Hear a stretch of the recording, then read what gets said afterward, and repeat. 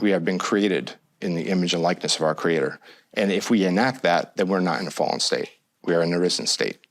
And we say we allow ourselves to be in a fallen state. Oh, yeah, we do. How do we do that? Either you accept knowingly, and you can accept unknowingly by allowing yourself in a hypnotic state to bring in a guidance that is not holy.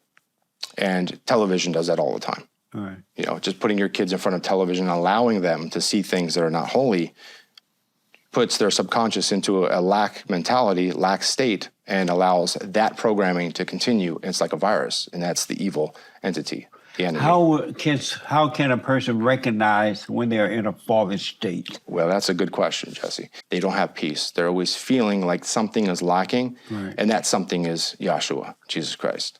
That energy of God, that connection to Father, Son, Holy Spirit. When someone has that, and I've seen it many times through working with people, when they get back to that state, they get their health back, they get their mental state back, they get their happiness back, they get their families back, they break addictions, all kinds of beautiful things happen. Right. But that's under the power of the good holy state, not the unholy state.